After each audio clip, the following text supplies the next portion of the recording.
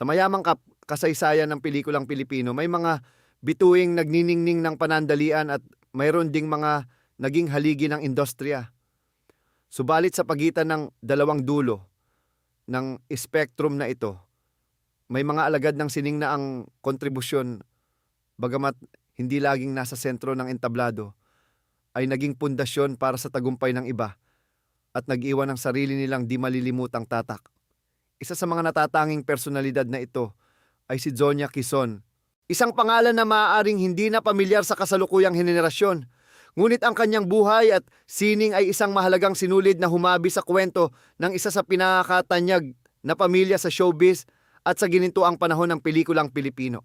Ang kanyang pagkakakilanlan ay kadalasang ikinakabit sa kanyang nakababatang kapatid, si Rodolfo Vera Quezon, na kinilala ng buong bansa bilang ang hari ng komedya, si Dolphy. Ngunit bago pa man maging isang alamat si Dolphy, si Zonya ay isa ng superstar sa mata ng kanyang pamilya.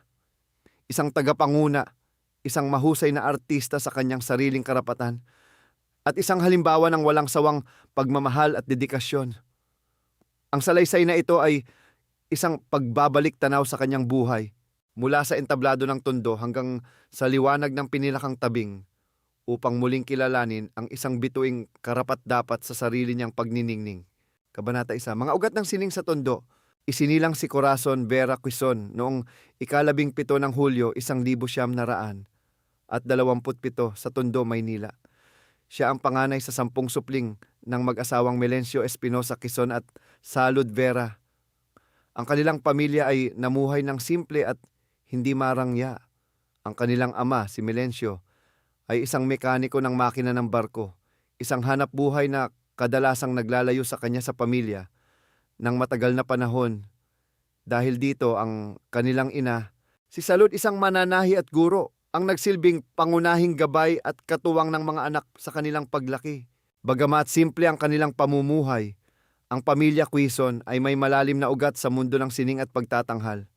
Ang kanilang ina ay may malapit na kaugnayan sa pamilya Ilagan, isang pangalang tanyag at iginagalang sa mundo ng sarsuela, at sa pamilya Vera, na isa ring malaking pangalan sa industriya ng pelikula.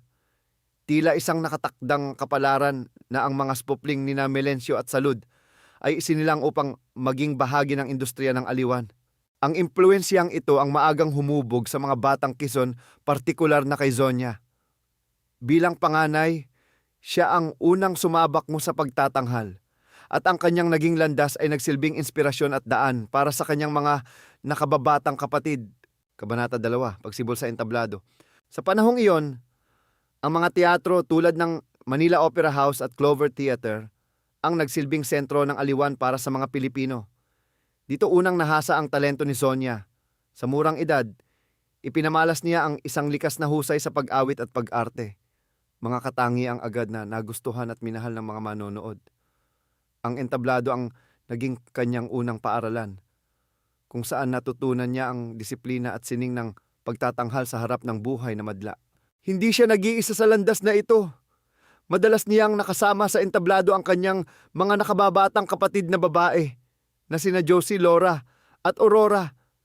Ang kanilang pagsasama-sama ay hindi lamang nagpatibay ng kanilang ugnayan bilang magkakapatid, kundi nagpakita rin ng kolektibong talento ng pamilya Quezon.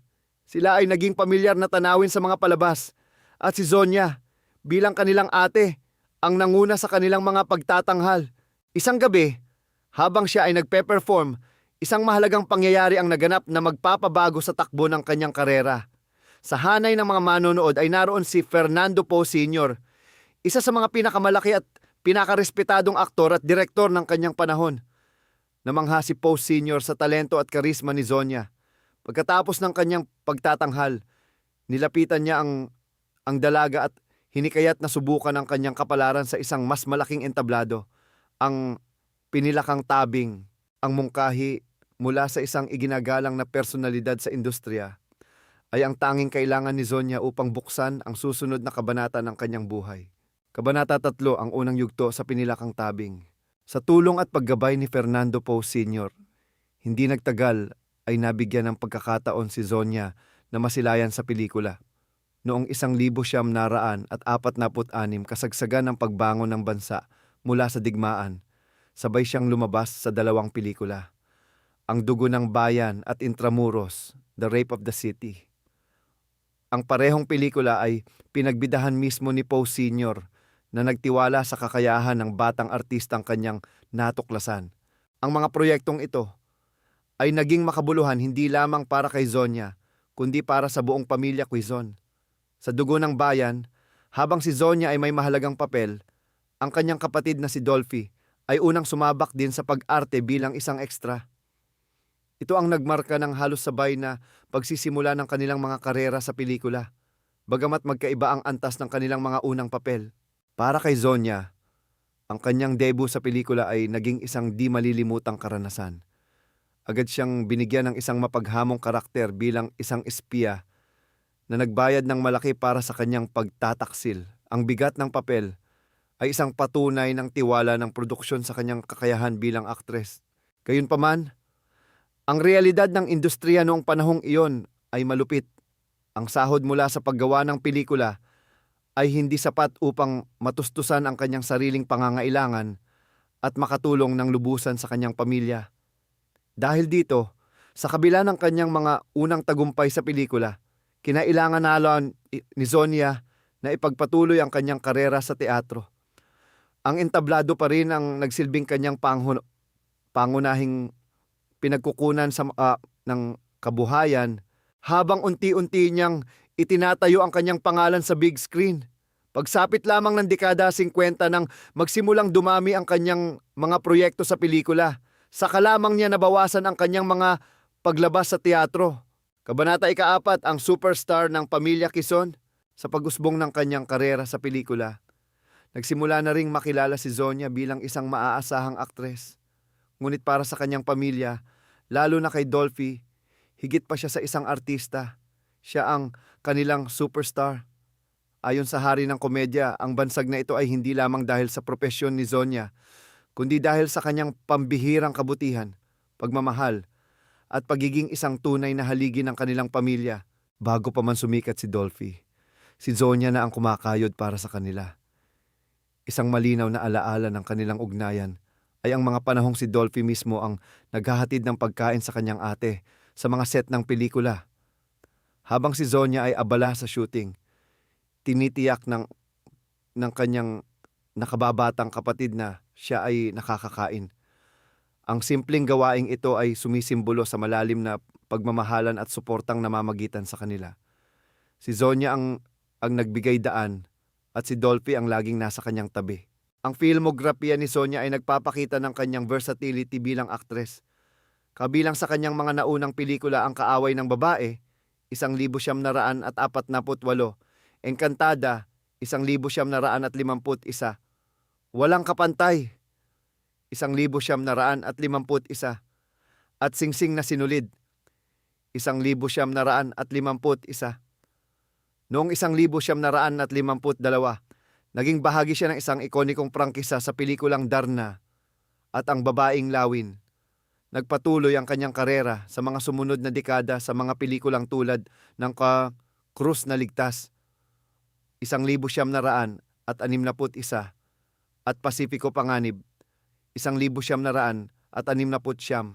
Nang maging isang malaking bituin na si Dolphy at itatag nito ang RVQ Productions, si Zonya ay naging isang regular na presensya sa mga pelikula ng kapatid.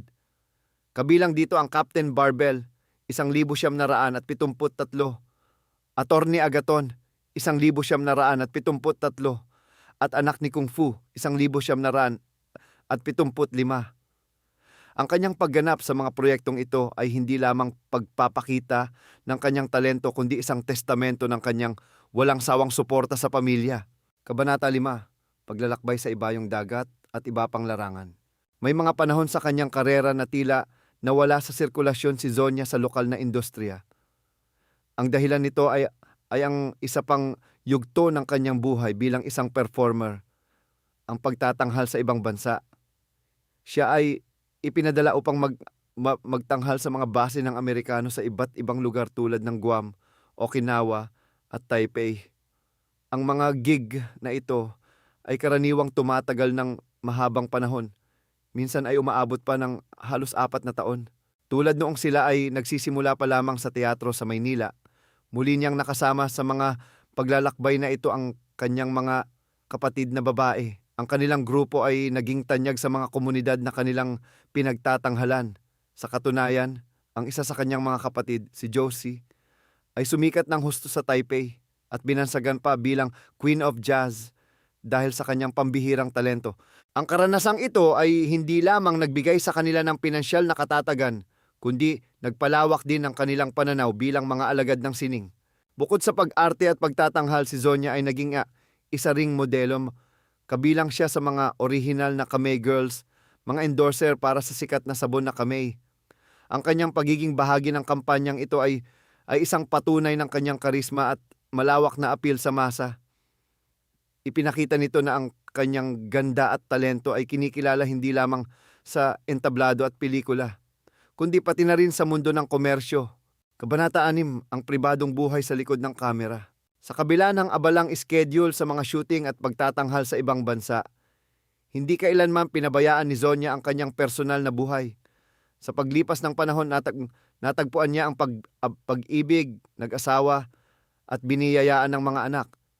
Dumating ang isang punto sa kanyang buhay kung saan pinili niyang bigyan ng higit na pansin ang kanyang pamilya.